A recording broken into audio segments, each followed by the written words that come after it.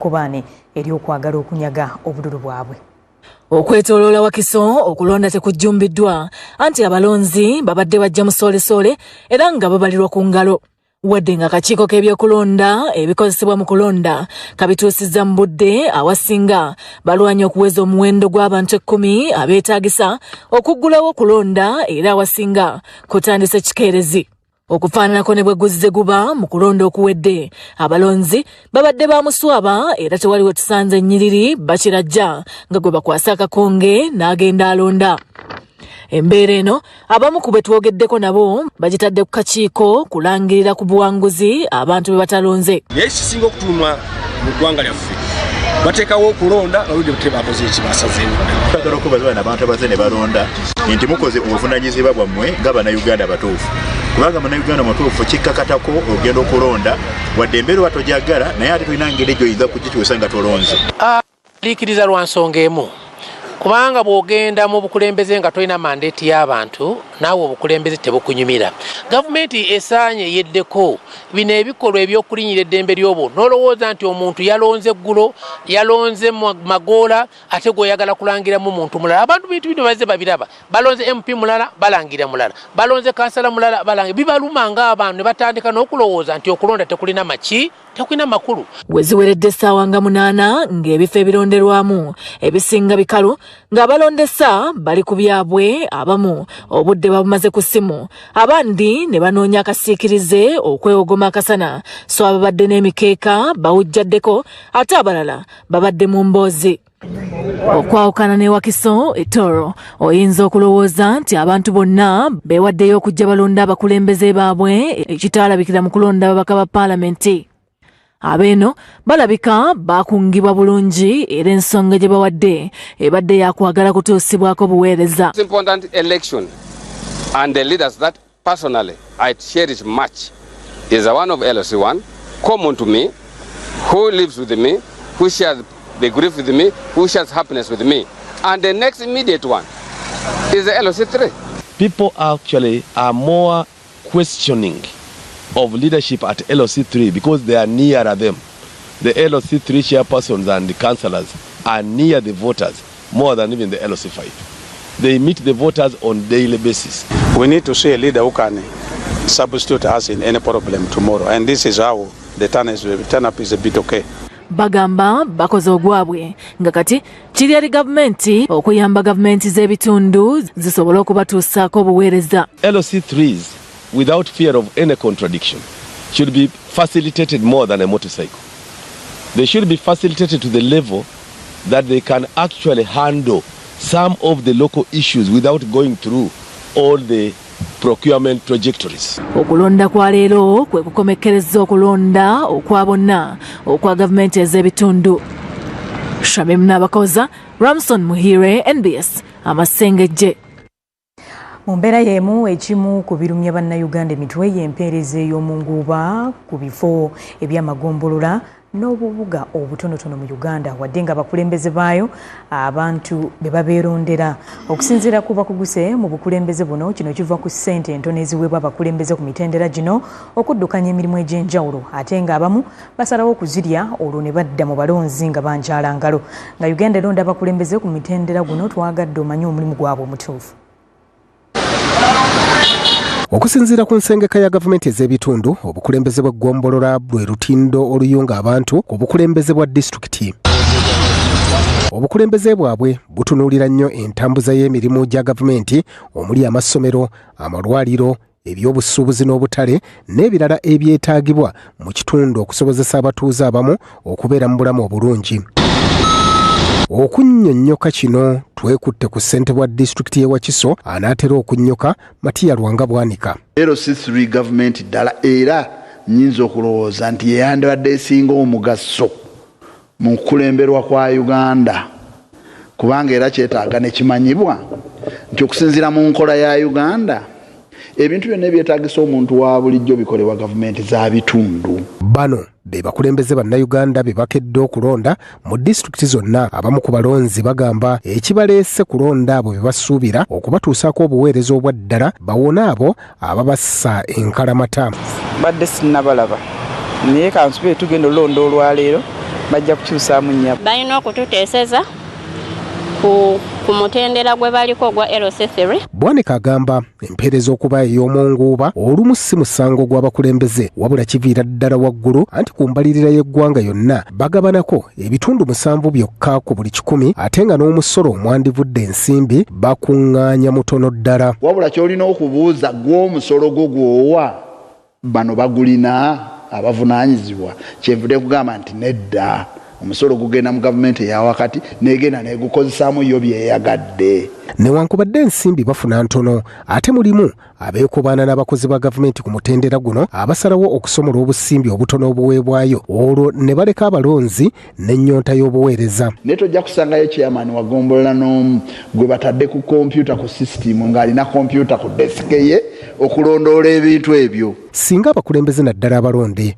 baali bafuna omusaala ogwegasa osanga tebandyekobanyenga n'abakozi ba gavumenti okusomola obusimbi obutono obubaweebwa okukola emirimu. Chairman afuna emitwalo 3 omwezi naye ate oli gwalondoola afuna bukadde.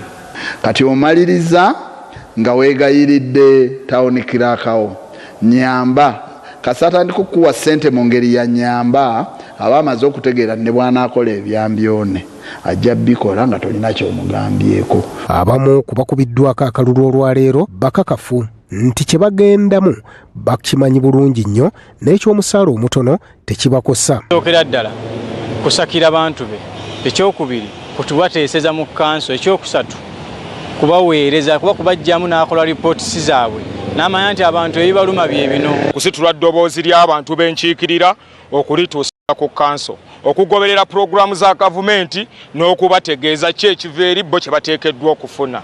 Okusinziira ku nnambika y'akakiiko k'ebyokulonda okuvuganya ku kifo kya ssentebe w'eggombolola olina okuba n'endagamuntu so si bbaluwa ya buyigirize ng'osanga ono ye kanaaluzaalawo emirimu egikolebwa ekifuula nnenge ku mutendera guno. Uganda erina eggombolola 1495 ne tawuni kanso 581 abantu gye balonze ba ssentebe, bammeeya ne bakansala baabwe. Sembatya Ismail, Roneta Twine, NBS, Amasengejje. Ngo bitadde ku bbali kyo ekibiina ekya National Unity Platform NUP kikakasizza nti kyakuddukira mu mbuga z'amateeka nga kyemulugunya ku bakikwatira bendera ku bifo ebyabaka mu Parliament be balumiriza nti babbibwa mu kalulu ka bonna aka 2026. Tukitegeddeko nti abantu abasoba mu 50 abaweebwa kaadi ya NUP be balumiriza nti babbibwa akalulu nga kuno bakugattako n'okwemulugunya ku byava mu kulonda okubwa President n'abagizi baabwe abagambibwa okuba nti bawambibwa. Okuva okulonda President n'ababaka ba Parliament bwekwaggwa nga 15 Gatonnya 2026 National Unity Platform ebadde mu kasirise okutuusa olwaleero lwevuddemu omwasi ku byaliwo mu kulonda. Olutalo nga luwedde. Ssabawandisi wa NUP David Lewis Rubongoya asoose kutuusa kulamusa kwa President wa NUP Robert Kyagulanyi Ssentamu aliira ku nsiko n'ategeeza nti wadde teyeetaaya mulamu era akadde konna wakuvaayo gye yeekukumye. Oweekitiibwa Kyagulanyi Ssentamu Robert n'okubategeeza nti gyali mulamu newankubadde tali bulungi. Lubongoya wano wategereza nga NUP bwegenda okuddukira mu kooti olw'abagikwatira bendera ku bifo by'ababaka ba Parliament n'ebya gavumenti ez'ebitundu okulumiriza nti obuwanguzi bwabwe bwanyagibwa. Twenkaleginga abatuzamu amaanyi abantu bonna abakulembeze baffe be babbye mu kiseera kino ogenda mu kooti n'obujulizi bwabwe era mu mbeera eyo nange njagala bategeeza nti ensonga zaffe tugenda zitwala mu mbuga z'amateeka. Akulira oluvuganya gavumenti mu Parliament Joel Ssenyonyi era nga ye mwogezi wa NUP atadde gavumenti ku nninga eyimbule bana NUP abazze bakwatibwa bagamba nti basaba mu 3. Abantu baffe bano abaawambibwa bateebwe bunnambiro. Bonna abazze bawambibwa ate n'okuwamba abantu kikome. NUP ewanjagidde bannaddiini obutakoowa kuvumirira bikyamye kubanga eddoboozi lyabwe be balyowa emyoyo balyetaaga.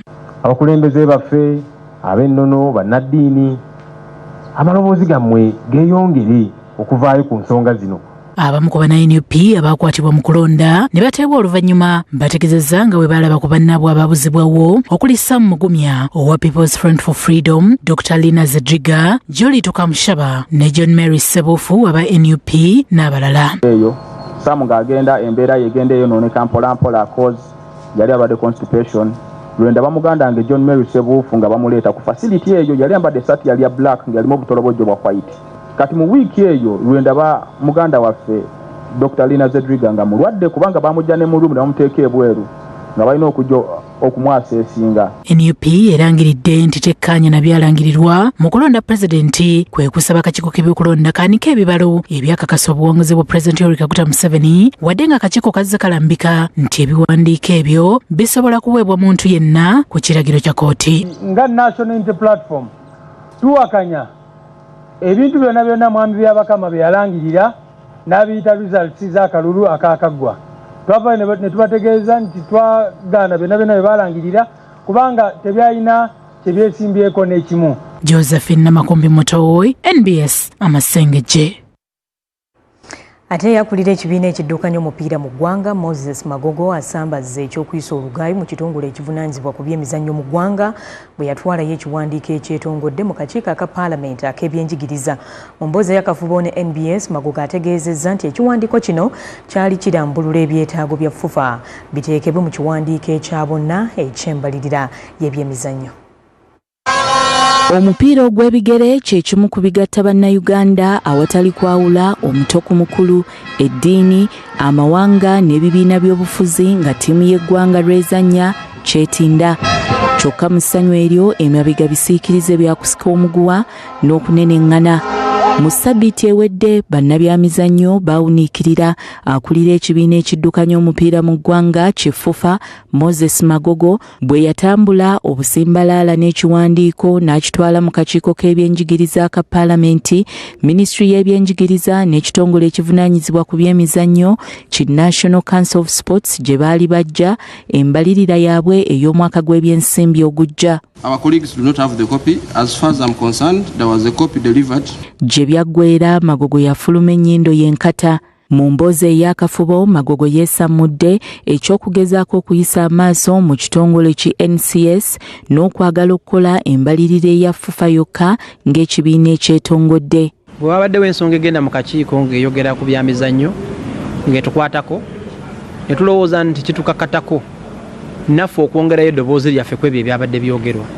Ate nga kituufu mu byabadde byogerwa wabadde ebyabadde bibulamu mu ebyo ebyabadde biweereddwayo akakiiko k'ebyemizannyo. Era bwe twafunye omukisa ne tusisinkana nabo bakkiriza ne bagamba mu butuufu ekiwandiiko kye muleese mulimu ensonga ezongera amaanyi mu kiwandiiko kyaffe kye tutwala mu gavumenti.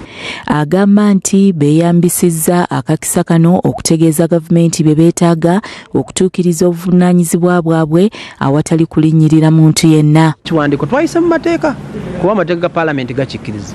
Era kakati aba National Council bakirina kati kiri eri bo ebirimu babitwala oba tebabitwala kubanga bajeti okugikola egendako mu mwezi ogwokuna.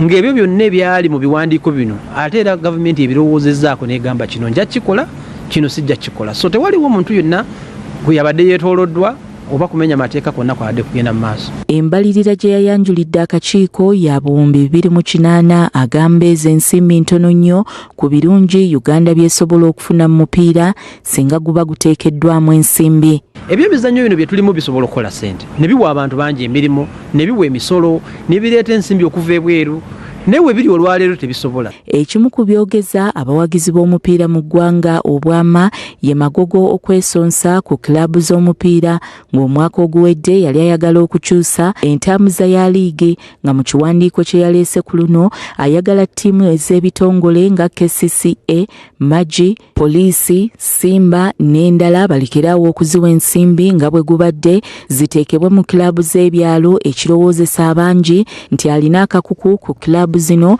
kyokka bwe tumubuuzizza bw'ati bw'ayanukudde. Ekyo sigenda kiddamu. Ku kyokuba nti atuulidde omupiira gw'eggwanga n'afuuka nnakyemalira nakyo akyebalamye okukyanukula. Jamila Mulindwa Nwaha, NBS Amasengejje. Ebyamagogongo bitadde ku bbaliyo embeera ya kiyongobero mu kibuga Zintaani Libya olw'okutemulwa kwa Saif al-Islam omu ku baana b'omugenzi yakulemberako eggwanga lino Muammar Gaddafi eyattiddwa bamukwata mundu abatannategeerekeka. Kigambibwa nti bwe yabadde mu maka ge Zintaani abatemu bana ababadde bagalidde mundu basazeeko kamera enketta bikolwa mu kifo kino ne bamusindirira ebyasi ebyamutiddewo. gye buvuddeko Saif onattiddwa yalaga obwagazi obw'okukulembera Libya wadde ng'okulonda kwagwa butaka. Saif al-Islam Gaddafi eyali alabibwa ng'omusika ow'omukulembeze wa Libya kati omugenzi Kano Muammar Abd el Gaddafi nga kitaawe yattibwa mu mwaka gwa 2021 naye attiddwa abatemu abalumbye ekifo wabadde abeera mu kibuga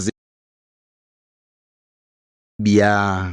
Kigambibwa nti abasajja bana ab'emmundu basoose kujjako kamera enkessi mu maka ge oluvannyuma ne bamusindirira ebyasa ebyamuttiddewo. Saif al-Islam yazaalibwa mu January 1972 mu kibuga Tripoli nga yabadde mutabani wa Gaddafi owookubiri. Saif yafuna ebyenjigiriza eby'omulembe mu mawanga nga Bungereza n'ensi za Bulaaya endala n'atuuka okukoonera digiri ey'okusatu oba PhD gye yajja mu ssettendekero lya London School of Economics ng'obuyinza bwa kitaawe butandikiriza okumuva mu ngalo. Mu myaka egy'enkumi 2 yatandika okulabibwa ng'omuntu ayagala enkyukakyuka era mu kiseera kya kitaawe Saif yakola emirimu mingi n'okuzzaawo enkolagana eya Libya n'amawanga bwe bayita bali makambugu ne kitaawe. Mu nteekateeka ye mwalimu n'okukola ku nteekateeka eya Libya okuviira ddala ku kuweesa ebyokulwanyisa zessabyalo okuliyirira abalumizibwa mu bikolwa eby'obutabanguko ebyali bisibwa ku gavumenti ya Libya mu biseera eby'edda. Wadde nga teyalina kifo mu gavumenti ya kitaawe ekitongole, Saif yalabibwanga nnyo ng'omuntu ow'okubiri mu buyinza obwa kitaawe okuva mu myaka gya 2002 okutuusa mu mwaka gwa 2011 gavumenti ya kitaawe lwe yagwa era nga yeetaba butereevu mu kaweefube ow'okutaasa kitaawe wabula ng'obudde bugayegaye okukakkana ng'ekimu ku bibinja ekyamega kitaawe kimuwambye. Nga Libya efuuse bulere Saif y'omu ku baayigibwa okuggulwako emisango egy'obwakalintalo mu kkooti y'ensi yonna International Criminal Court. Mu mwaka ogwa 2015 kkooti e Tripoli yamusalira ogw'okufa nga taliiwo kyokka ne bwe yakwatibwa yayimbulwa era okuva olwo abadde yeekuumira mu kibuga Zintan. Mu mwaka ogwa 2021 yalangirira nti yali agenda kwesimbawo ku bukulembeze bwa Libya kyokka n'alemesebwa olw'amateeka. Okufa kwe kujjidde mu kiseera ng'akyali kabonero akayaayaana okuzza eggwanga lya Libya ku lugendo erimementiddwa entalo ez'emmundu okuva Gaddafi bwe yattibwa mu mwaka gwa 2011. Okusinziira ku biwandiiko eby'enjawulo, Muammar Gaddafi yalina abaana 9 kyokka nti abaana abamu baatirimbulwa era alipoota ziraga nti Kamis Gaddafi yafa mu biseera eby'obuvuyo bwa 2011. Saif al-Arab Gaddafi naye n'afa mu mwaka gwe gumu ogwa 2011. Al-Mu'tazim Gaddafi naye nattibwa mu kiseera eky'okugwa kwa gavumenti ya kitaawe nga kati Saif al-Islam Gaddafi naye yattiddwa. Okunoonyereza kulaga nti wakyaliyo abaana ba Gaddafi nga balamu okuli Saadi Gaddafi, Aisha Gaddafi, Hannibal Gaddafi, wabula nga kigambibwa nti eriyo n'abaana abalala abatakyayagala okwoleka obwenyi bwabwe nga bw'omusaayi gw'omugenzi olw'abantu n'ebitongole mu nsi yonna ebikyabayigganya. Sulaiman Sabugwawo, NBS, Amasengejje.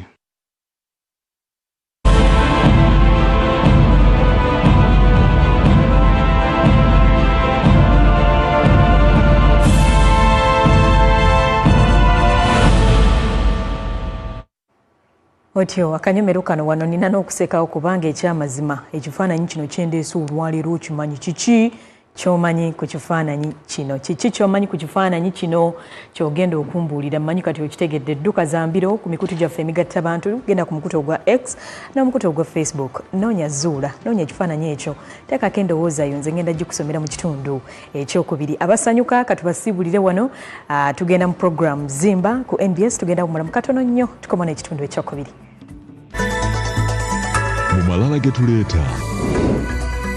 Mu malala ge tuleeta omujjuzo oguli mu ddwaliro lya Kkookolo eggulu gwandiyinga abasawo. 2024 we saw over 2,000 cases at the center. Omujjuzo oguli mu ddwaliro lya Kkookolo eggulu gwandiyinga abasawo ba munyoto. Ng'oggyeko ebizimbe kye bandiise infrastructure, physical infrastructure, weetaaga obusobozi bw'abasawo. Ebikozesebwa byakkekwa, eddagala lya bbula. Mu malala ge tuleeta.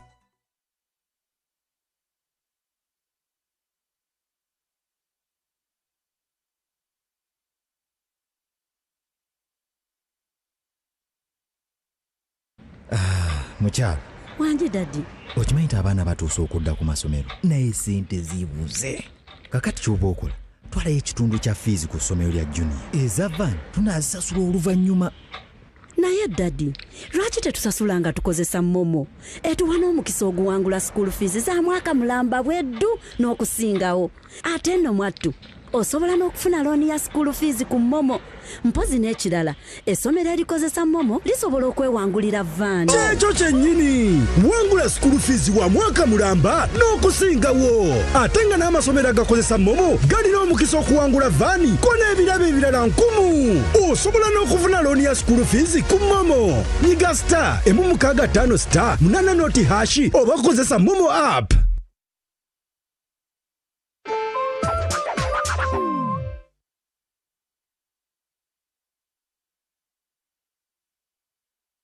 Welcome to Vision for Africa High School, where your child's academic rigor meets excellent nurturing for quality education. With our safe, secure, conducive and engaging environment, bears adequate facilities like classrooms, dormitories, science and ICT laboratories, prestigious main hall, contemporary library, school bus, clinic and a sports ground. Our curricula is inclusive and skill-based to boost sciences, arts and extracurricular activities, promoting creativity, innovation and talent. Vision for Africa High School will surely mold your child into a competent citizen. Born to win, our Father is the God.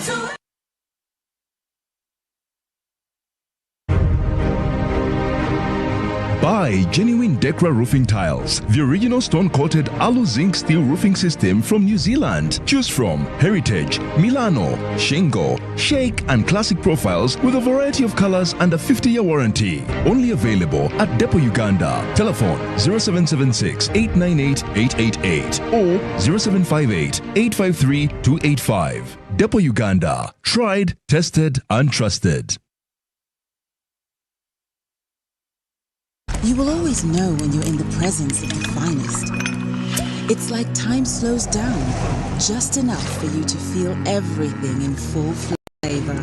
Just Kamut Lager. Alcohol is not for sober persons under 18. Please drink responsibly. It's back, bigger, and with more business opportunities. It's the Pearl of Africa Tourism Expo, Poate 2026, Uganda's flagship tourism event. Poate 2026 will take place from the 21st to the 23rd of May 2026 at the Speak Resort Convention Center, Munyonyo, under the theme Wanderlust. It's your time to thrive. Yes, it's your time to tap into Uganda's renewed optimism and tourism growth. Tourism stakeholders, travel trade partners, and tourism enthusiasts will be part of the Poate 2026. Come and network with like-minded people and unlock new business opportunities. To participate, register at www.poate.co.ug. Poate 2026 is brought to you by Uganda Tourism Board and partners.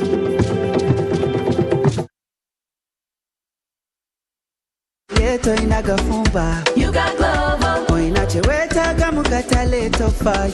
You got Glovo. You can order what you want. You can get what you need. You got Glovo. You got it all. Order Glovo and receive it in minutes. The Ministry of Defense and Veteran Affairs congratulates His Excellency Yoweri Kaguta Tibuhaburwa Museveni on his landslide victory and re-election as the President of the Republic of Uganda and Commander-in-Chief of the Uganda People's Defense Forces. In the same spirit, we join the nation in commemorating 40 years since Uganda's liberation from tyranny and military dictatorship, a defining moment that restored freedom and dignity. The liberation laid the foundation for peace, stability, and national transformation. Under His Excellency's leadership, the UPDF has grown into a professional and disciplined force, steadfast in defending Uganda. The ministry reaffirms its unwavering loyalty and commitment to protecting the gains of liberation and securing a peaceful future for all Ugandans. Protecting the gains, securing Uganda.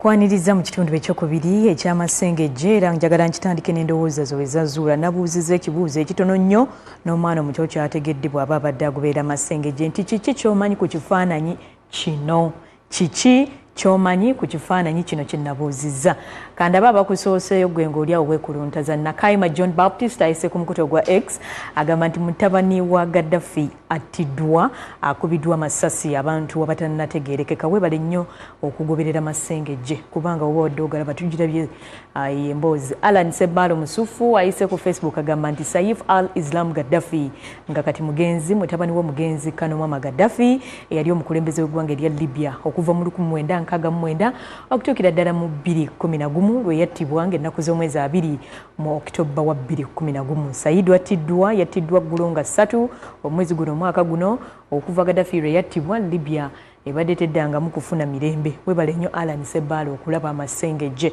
asaba Mompempi Swizan agamba nti Saif al-Islam Gaddafi nga kati mugenzi mutabani w'omugenzi Kanuma Gaddafi eyali omukulembeze w'eggwanga erya Libya okuva mu 1969 kutuukira ddala mu 2011 lwe yattibwa nga yattibwa nga 2 omwezi ogwa Oktoba omwaka ogwo ogwa 2021 mwebale nnyo kyembadde nnoonya kye bambuulidde gwatamumanyi oyo nno ye Saif al-Islam Gaddafi mutabani we yali president owa Libya Kanuma Gaddafi eyakubiddwa amasasi agamuttiddewo mu makaage mu kibuga Zintani ekya Libya Saif abadde aweza emyaka egy'obukulu 53 gyokka ng'ajjukirwa nnyo olw'ettutumu ly'abadde alina kitaawe we yabeerera mu buyinza era yali atunuuliddwa nnyo nti yali ayinza okumusikira mu by'obufuzi by'eggwanga eryo ebya Libya mwebale nnyo abeetabye mu kanyomero ako kati weyongereyo n'Amasengejje kakati eryo eddwaliro erya Kookolo eryaggulwawo eggulu emyaka 2 egiyise mu kaseera kano lyetaaga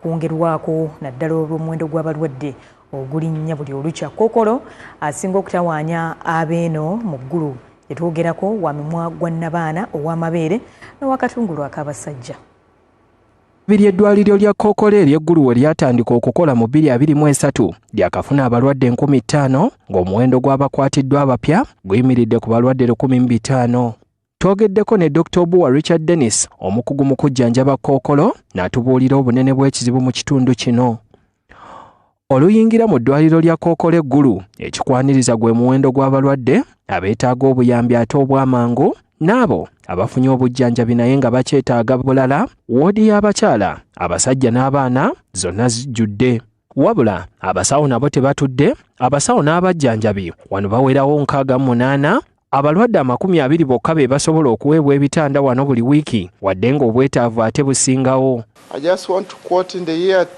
2024 we saw over 2,000 cases at the center and 526 of them had confirmed cancer cases and all of them were linked to cancer care and they are continuing with receiving the cancer care services.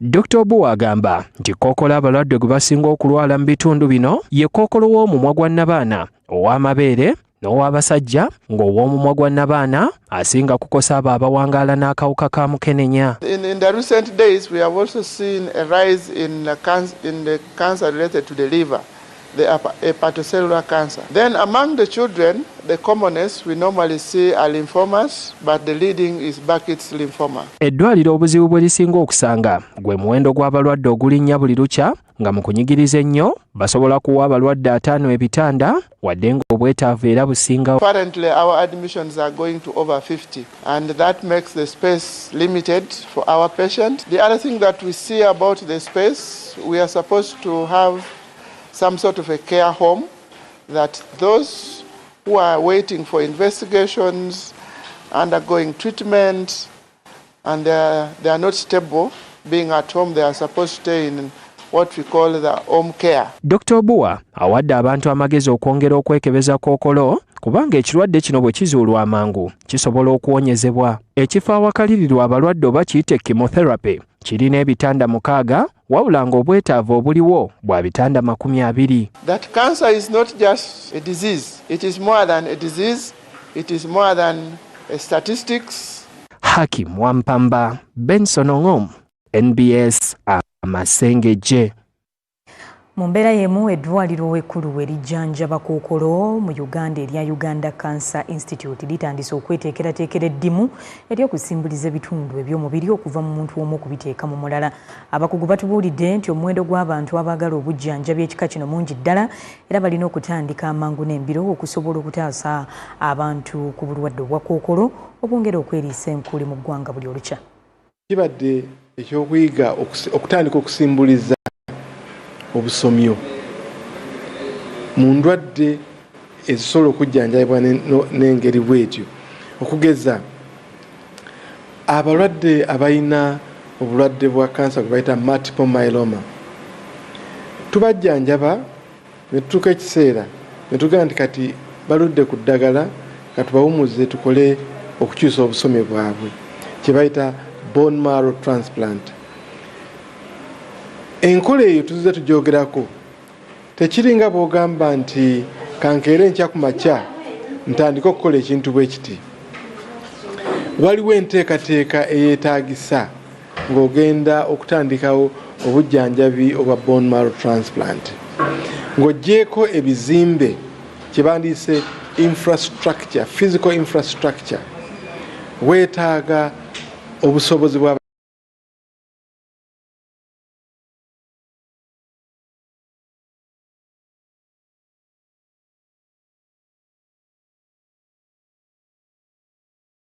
akasirikitu k'akawuka era kati ye process eyo tuliko kwagala okumaliriza okulaba nti ebisenge bino bituuka ku mutindo ogw'ensi yonna mu kukyusa obusomyo. Tutuuse wala era tulowooza nti mu myezi egiddako si mingi maybe 3 oba 4 tujja kuba tusobodde okukola ku transplant yaffe esooka era we tunakikola tujja kubabuulira tubagambe nti tukikoze aye katwongere okukola ebiddako ebirala. Otyo nga tumaze okuwuliriza omukugu njagala tulabe nga Uganda olwaleero yeegasse ku nsi yonna okwefumiitiriza ku bulwadde obwa Kkookolo. Ebibalo bya Kkookolo mu Uganda biyimiridde bitya? Tandise n'abalwadde abafuna Kkookolo abapya buli mwaka wano mu Uganda.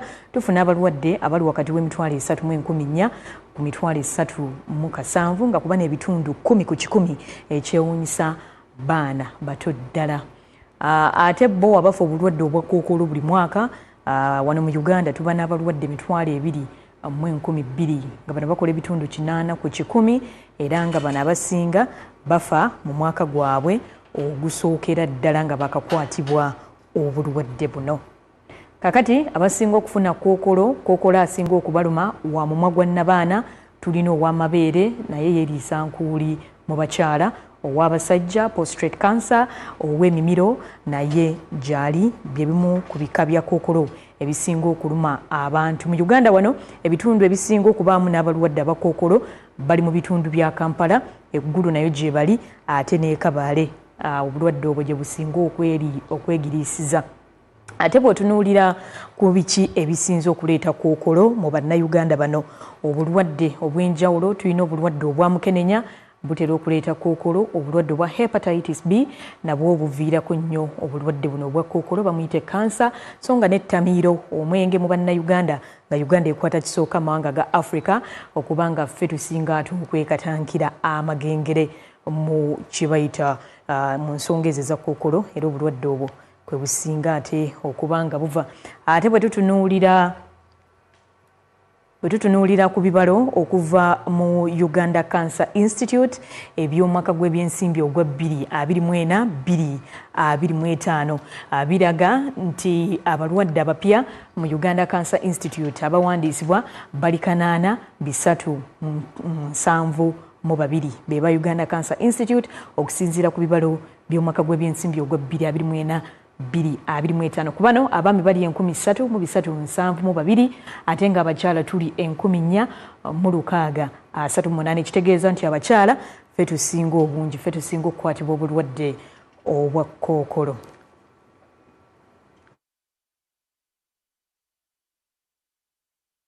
Ensonga za Kkookolo ngo zitadde ku bbali bwe tuddayo ku kalulu ak'abassentebe ab'amagombolola okulonda ku kifo kya mmeeya wa Sembabule Town Council tekujjumbiddwa olw'amasasi agaasuze nga geesooza mu kire kyakeeseza olunaku olwaleero mu kitundu ekyo. Abantu babiri be baakubiddwa amasasi era katagabatte. Mu kiro ekikeesezza olwaleero abantu babiri okuli Rogers Sekiwa ow'emyaka 2 ne Medi Malo ow'emyaka 28 abatuuze mu Town Council y'e Sembabule bakubiddwa amasasi agabuzeeko katono okubatwala ezzira kumwa. Kuliko omuvuko omu bakubye amasasi ali mu ddwaliro ewa Gguma we bamukubye essasi mu kisambi ne bakiyuza omulala ne bamukubye essasi era gyali Mulago e Masaka. Abalala amasasi gabakutte ku matu n'abalala bangi bafunye damages ez'enjawulo. Omu ku basimattuse okufa Rogers Sekiwa bwe tusanze mu ddwaliro lya Guma e Sembabule atubuulidde nti amasasi gano gakubiddwa ku ssaawa nga 9 mu kiro ekikeesezza olwaleero. Tutambula mu motoka tulaba batwekika abasajja tubadduka ate nga basirikale tubadduka ate tumanyi nsonga lwaki batulemerako tebabadde na uniform nga badde balina omuntu bali kubiwano erifulumiramu eno lyafulumi lyasobodde kubeeramu.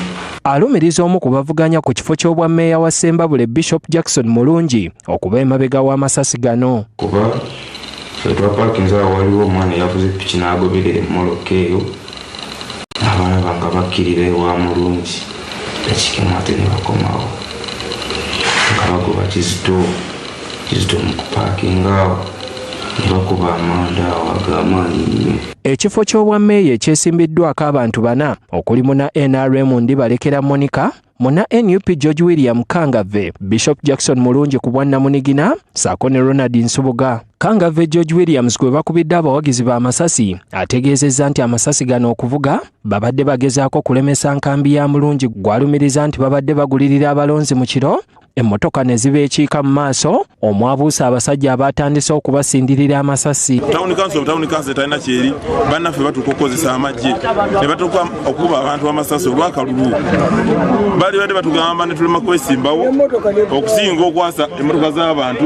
Abatuuze b'omu kitundu beekokkodde akalulu k'e Sembabule kubanga buli kifo kya kufiirako bufiizi. Ekiri e Sembabule naffe kennyini twebuuza kiki obulabe obulabikidde mu kalulu kaffe okuviira ddala ka pulezidenti. Natukokuba amasasi mu kidongola mulimu ali muli mukwata oba otegeeza ati. Naye ng'ekisinga okutwewuunyisa omuntu omukuba otya essasi ku kafo k'obwammeeya emyaka 5 ng'osobola okugumiikiriza. Omusumba Jackson Mulungi gwe balumiriza okukuba abantu amasasi n'okugulirira abalunzi byonna abisambazze ng'agamba nti bagenderera kwonoona linnya lye. Nze sibimanyi nebyagala just kutandishinga linnya lyange.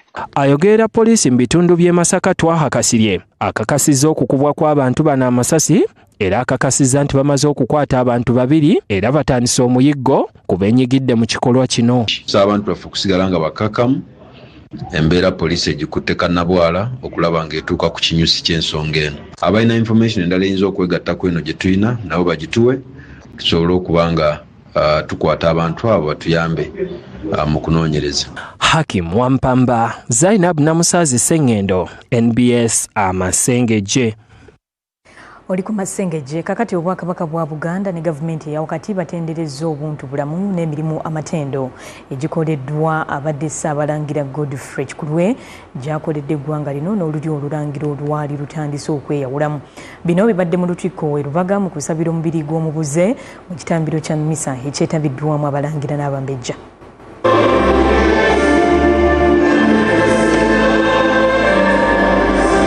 Era twakuumye bubi Ayi Ssaabasajja olw'okuseerera kwa Ssaabalangira ono Joseph Musanje Kikulwe.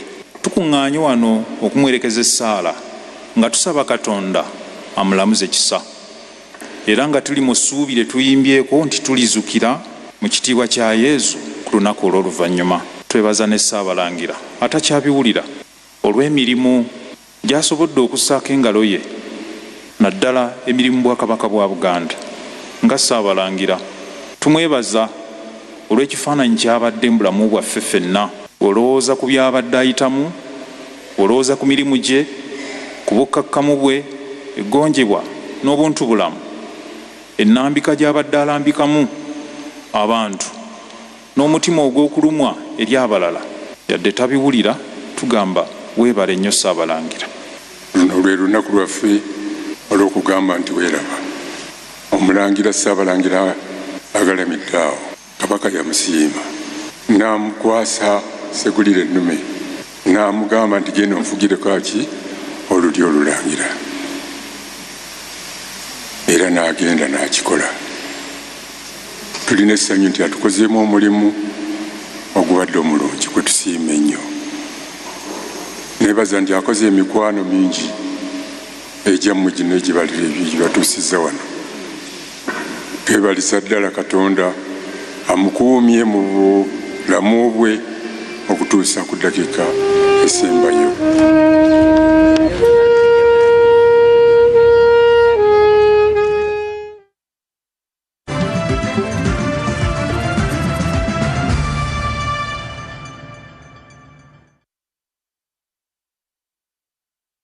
The National Mosquito Net Distribution Campaign is back. No one should die of malaria in this era. It is your responsibility to chase malaria from your home. The good news is that the government of Uganda has once again started distribution of mosquito nets under the 5th Universal Coverage Campaign, also known as the Under the Net campaign. Under this exercise, 1 mosquito net will be distributed per 2 people in every household. A village health team member, a community health extension worker, also known as a CHU, and the LC1 chairperson will move house to house to register members of the household in preparation for receiving their mosquito nets.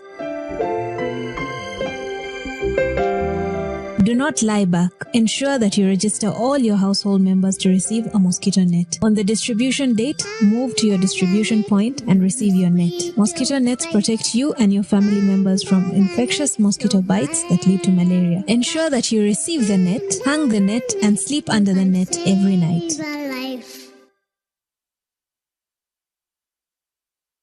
Across Uganda, the parish development model is paving the way for prosperity, helping families transform their lives through strategic farming practices, like the 4-acre model. In our Chibaro of 1996, we said first acre, put coffee. Second acre, fruits. The third acre, you put pasture for dairy cows. The 4th acre, for food, cassava. The good thing is that now cassava is also becoming a very good cash product, but at least for food. Then, mind you, the backyard. You put poultry for eggs, you put piggery. I'm in a 1-acre plot of land. In this 1 acre, Your Excellency, I practice this banana plantation. I also practice coffee. I also have dairy, Your Excellency. Every month, Your Excellency, I get 500,000 from these bunches. The 7 activities we recommended, they have a big global demand. We have 10,000 Nile tilapia fish and 10,000 African catfish. And when we sell our 10,000 tilapia, we get in one harvest 20 million shillings. Fruits, especially capsule, which is cold, can do very high value crops like apples. And then finally, those who are near the wetlands, like the ones in Bukit who are wasting the wetlands, they should do fish farming, not in the center of the swamp, but at the edge of the swamp. From coffee farms to fish ponds, the 4-acre model is empowering Ugandans to transform their lives. The parish development model is your pathway to wealth creation. This message is brought to you by the Ministry of ICT and National Guidance.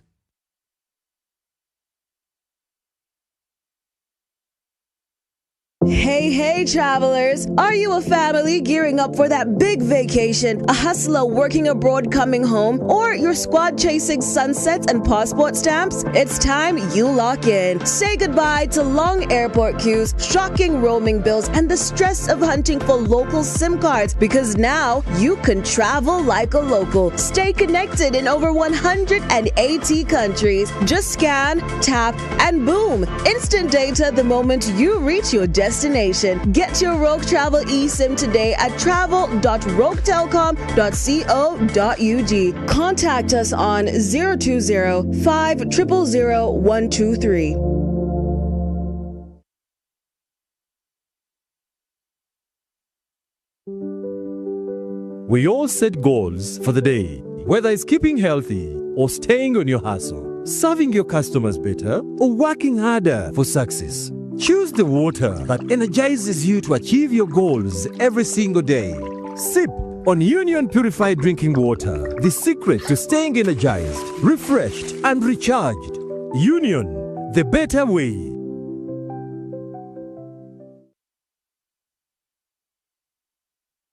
This Valentine's, celebrate love the way it was meant to be shared at the Equatorial Restaurant. Step into a romantic dinner buffet designed for lovebirds. Indulge in rich flavors meant to be shared, surrounded by elegant ambience, with soulful live band performances by Jonathan the Diva, setting the mood from 6 to 10 p.m. at 300,000 per couple. Because at Emin Pasha, love tastes better together.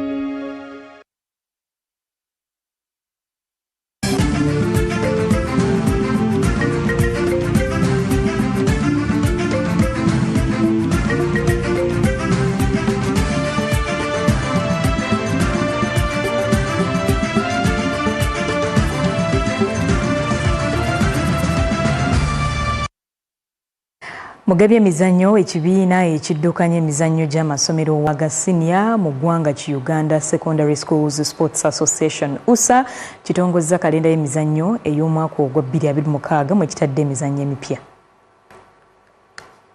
USSS eyanjudde enteekateeka yayo y'emizannyo gy'amasomero ng'eyongeddemu emizannyo 7 emipya mu kalenda y'omwaka wa 2026. Pulezidenti w'ekibiina kino Justus Mugisha agamba nti kino kigendeddwamu okwongera obungi bw'abayizi abeetaba emizannyo gy'amasomero agali mu ggwanga lyonna. Emizannyo eyo tubadde tuzanya tuwongeddeko emizannyo mingi. Mu secondary tuwongezzeko cricket, tuwongezzeko baseball, tuwongezzeko softball, tuwongeddeko golf, kabadi, mugimanyi kabadi, waliwo omuzannyo omulala baguyita koko. Ate aba primary tubadde tulina emizannyo mitono nnyo. Mu fiasa tuwongeddeko table tennis, badminton, handball, cross country, tennis ne chess. Mu ngeri emu ekibiina kino kimaze okugula ettaka eriri ku yiika 8 mu kibuga Mbalala erigenda okubaako awateekebwa woofiisi n'omukago gwabwe ng'ekibiina. Kati tutuuse ku tuukiriza ekitwapromisinga ekitwaragi nti tujja kubeera ne amaka gaffe nga USSA. Tufuniyeko entegeka enkwatagana ne diocese yankole ne tufuna ettaka erutuuka mu ika 8. Ate zo ika 8 tujja kuteekako amaka gaffe, tujja kuteekako awokusambira ebisaawa nakibyona by'emizannyo yonna. Mugisha era annyonnyodde amateeka amapya agatongozeddwa mu nkyusakyusa y'abayizi okuva ku ssomero emu okudda ku ssomero eddala oluvannyuma lw'okwemulugunya okubaddewo okumala emirundi mingi. Ndagala kubabuulira nti twasangawo nti omwaka oguwedde waliwo amasomero gabadde gasaba mu system nti gaagala abasambi, kati abasambi no bababawa ne bagamba tukyabaagala ate be baakola ki? Kati kujja kwekyo tuteeseko efi y'omutwalo gumu. Ate ogwo omutwalo gumu kulaba nti obwoba osaba omusambi ave mu ssomero limu agende omulala ojja kuzisasula mu system. Ekyo tutulage nti oli serious omwana okola ki? Omwagala. Kalenda y'emizannyo omwaka gwa 2026 egenda kutandika n'emizannyo Elite Secondary School Games egigenda okutandika ng'ennaku z'omwezi 26 kutuuka ennaku z'omwezi 1 omwezi ogwokusatu nga gigenda kubeera ku ssomero Janani Secondary School e Bombo. Tumusime David Didi, Grace number 4, NBS Amasengejje.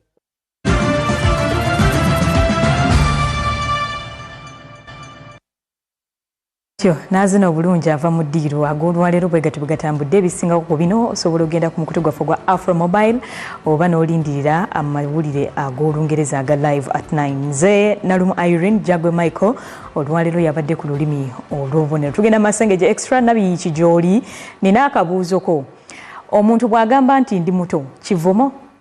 Ate bw'agamba nti gw'oli mukadde kivumo? ekyo si kivumo yadde nti kisinziira ani gw'okigambye kati nkugambye nze bwe bagamba nti ndi mutate gwe bagamba nti oli mukadde olwakaceeki tikoyambadde olwaleero owulira kati oli wakabinnyo anyway omwami twagala okumwebaza yakuyiyeemu akateeteeyi ako atukoledde amakulu amayitirivu nkwaniza nnyo ku Masengejje Extra amanya nze Santalia njagala okwongera okubabuuzaako njagala okwongera okubakulisaye omwana muwala Nalumu Irene nakuzina alina engeri gyanyingiramu ennyo naye kamulinde ku bimuli nga tabifunye ajje asabe ebyange okubyekubisizaako ekifaananyi munzikirize mbatuuseeko ebukulembeddemu Antikati Katonako olwaleero ate nzije enkwa Masengejje Extra mbujjuvu.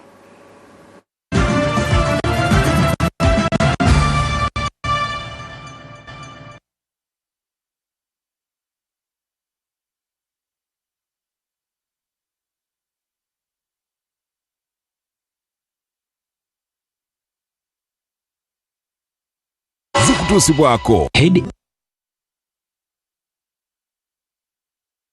Aid akulibwa ba Midworld Pharma era nakakasibwa ba National Drug Authority obubonero bwe butakendeera laba omusawo kyani kyanamere kyani kyamulyanyama nze mumanyidde eri mu social media ne Farida nange nkumanyidde mu kukyusa amanya naye mmwe eno palamenti y'omundi ogw'okumi egenda kubeera etya era ikategenda kubeera nnyangu mugenda muleeta abalalu you will shut up and I will speak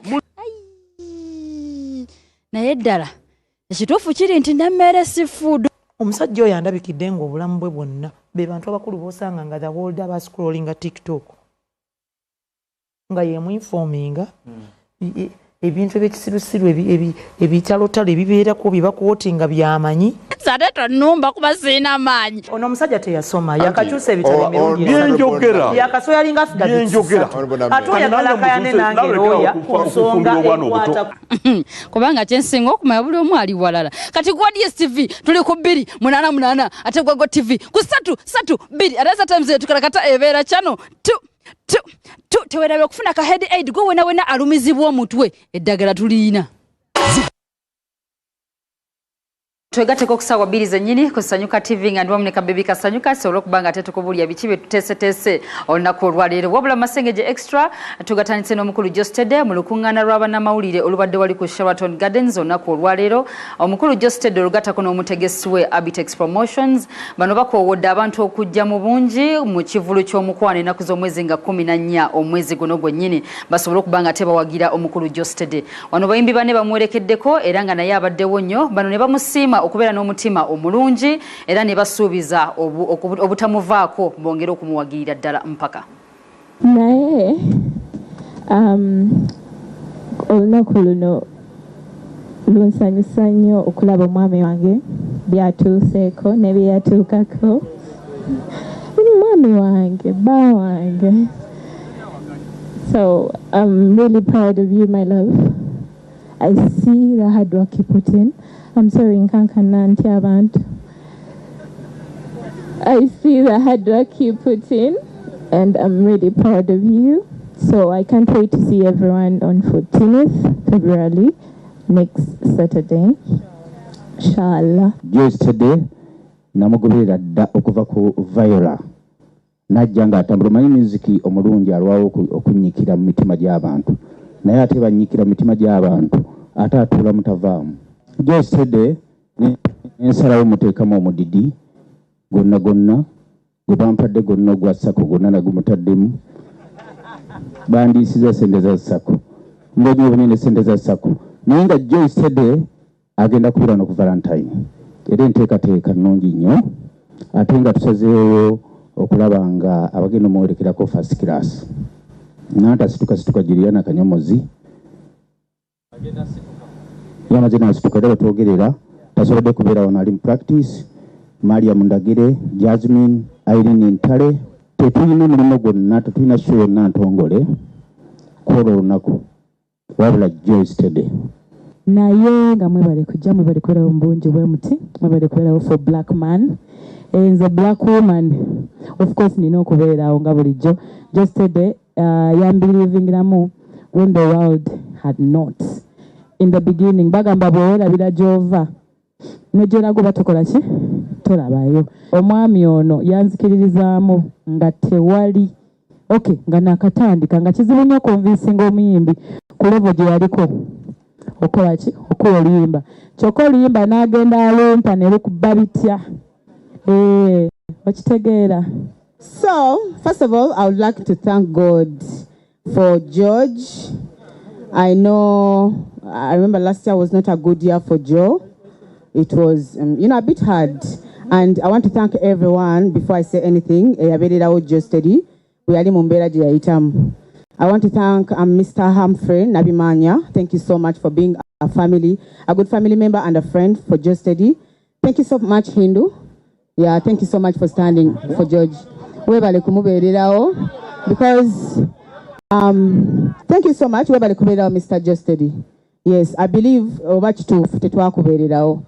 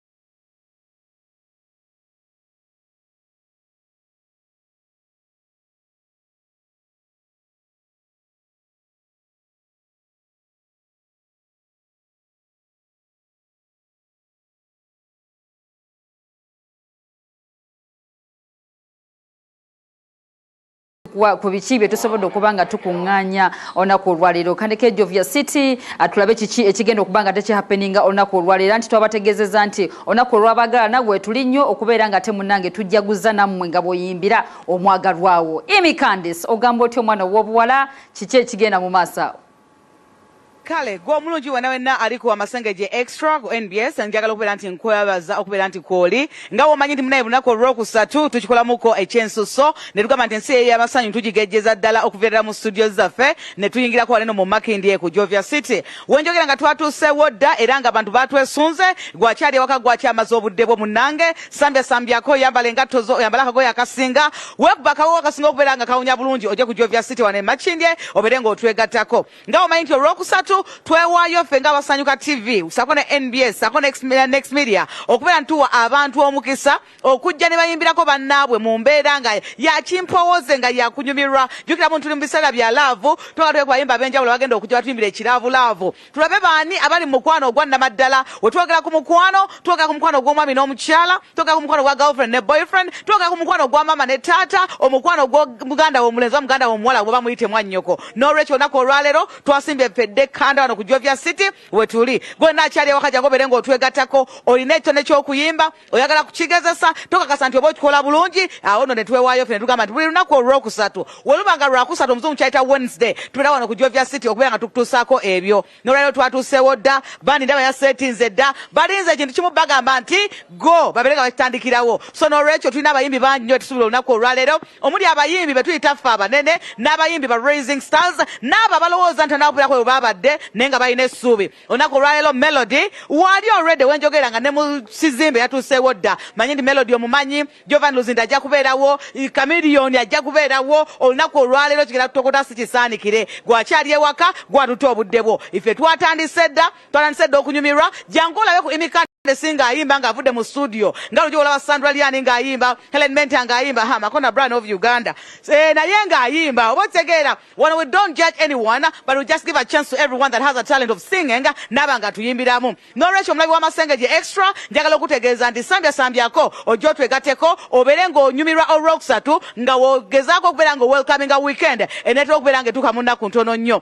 so omulabi w'Amasengejje Extra ojja kukkiriza mbeere nga nkwerekereza olw'obudde ate nonno Uncut Kalakata tugenda kutandikirawo n'endongo ne bandi n'okuyimba kuba abayimbi batuusewo dda ate nga n'abantu munnange bakyettanidde so sambyako ku Jovia City emakindye wekuli igwakyali ku mulimu ng'ogamba oyinza oba nga otwegattako oluvannyuma kwata essimu yo downloading Afro Mobile app onookikola ojja kubeera nga otufuna bulungi nnyo twagambye nti Afro Mobile app eyo osubscribinga wiiki omwezi oba olunaku n'oba nga okimaliriza ng'oli mu office yo n'oleka ku TV yo n'oba nga otwala bulungi nnyo n'olwekyo mulabi w'Amasengejje Extra kankwerekereze ini Candace your true African diva yezagira okutuzaako olunaku olwaliro ebifa ku Jovia City na buli kyalo ngenda okubeera nga nnyimba n'abayimbi betulina abangi nnyo nkwatagana Uncut Kalakata wamu ne Sandra Liani ngali ne Helen Menta nkwerekereza omulabi w'Amasengejje Extra.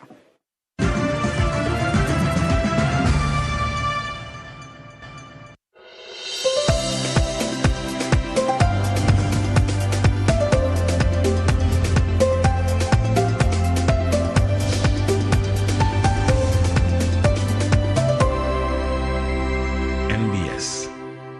Always.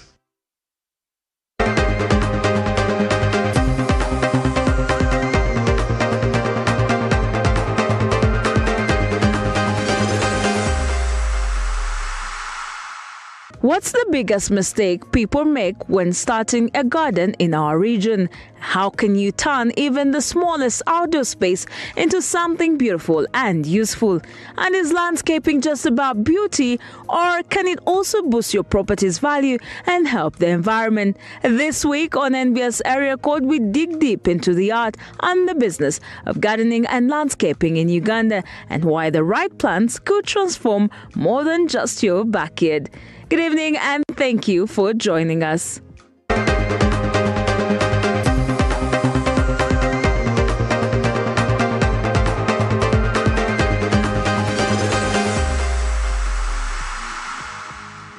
The garden is more than just a patch of green. It's where life slows down, where memories are made, and where nature greets you at your doorstep. It can be a feat for the eyes, a sanctuary for the soul, and a legacy for generations to come. But the difference between the thriving garden and the struggling one often comes down to the choices you make at the very beginning. Drainage for me stands out, because with drainage then we look at other things like the levels of your house, where is the rainwater going to pass, stormwater, etc. Then you also look at accessibility. Where am I going to park? Where am I going to walk? How am I going to pass? Then you also look at functionality. Some other people just want a very nice, small, simple garden. So they just want low maintenance. But then other people want plenty of color, plenty of green, plenty of what. So that one also now speaks to what the individual wants the garden to look like. But there are usually two major things that I usually ask the client. One is the drainage. Number two is the accessibility. Then the others will be now like, how do you want the garden to look like? Nebirada. Even the smallest outdoor space can be transformed into a green haven with the right design, clever plant choices, and a touch of creativity. Raised beds, vertical gardens, and multi-purpose plants can turn a balcony or a backyard into a space that's both beautiful and productive. I think it all starts with the design. I actually tell clients prior, when you start discussions, the client also have discussions about the landscape. Because lately people have now understood that designing is important. So if a client is, say for example, still working on the shell of the house, they call us earlier and then they're like, hey, we can now start talking about the design of the compound. So I look at what the architect gave them, their floor plan. I also develop my own layout basing on what the client needs. I tell them, well, if this is where the gate is, if this is where the main entrance is, we can have here the parking, we can have the walkways here, the garden space can be here. Designing doesn't mean if I say I'm going to use a tabebuya tree, even when I'm executing, I'll use it a tree. No. When I'm designing, I'm just telling you a tree will be here, a shrub will be here, grass will be here, a paver will be here, maybe slabs will be here, etc. Once you are done with the design work, it makes execution easy. You don't have to execute as you design. Design, take all your 6 months designing, then take that, 2, 3, 4 weeks, 5 weeks, 6 weeks executing. It is way easy when everything is already planned. But usually when a client calls me without a plan, because you end up doing double work. You've done the levels right, then the client is like, no, then you realize maybe the parking yard is higher than where the lawn is. How is water going to move? How is the drainage plan like? Then you begin fidgeting with pipe work, fidgeting with French drains, etc. At least plan everything earlier, and then you can move forward with execution. And landscaping. It's not just about beauty. Done right, it boosts property value, improves air quality, controls erosion, and creates cooler, more livable spaces. A real investment for your home and environment. Soil and terrain is very important because it speaks to drainage. It speaks to drainage. If the terrain here is, say for example, swampy, we shall need to either make, even the engineers will do it, the house will be higher. It cannot be lower. That means also the compound has to come up, so that there is a very big difference between the plant surface, or what would call the top surface, with where the water base is. And then it also explains the kind of drainage we are going to have. Plenty of French drains running here and there. And then when I'm to speak about the soil quality, if you look at the compound right now, what we are doing, we are getting the levels right. That means the maram we are using where we are standing right now, this is going to be a hard surface, meaning it is going to be for pavers.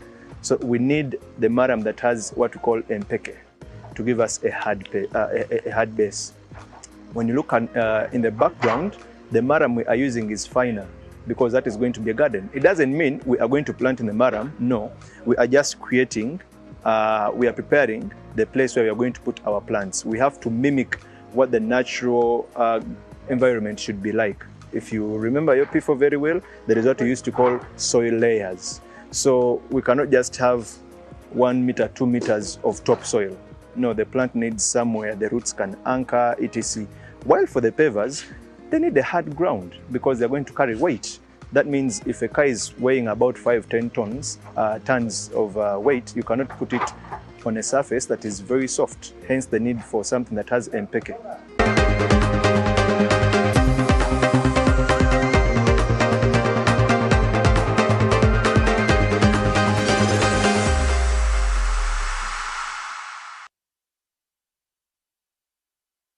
Breaking now. Now Post delivers Uganda's fastest, accurate news as it happens. From hard-hitting headlines to exclusive interviews, we bring details.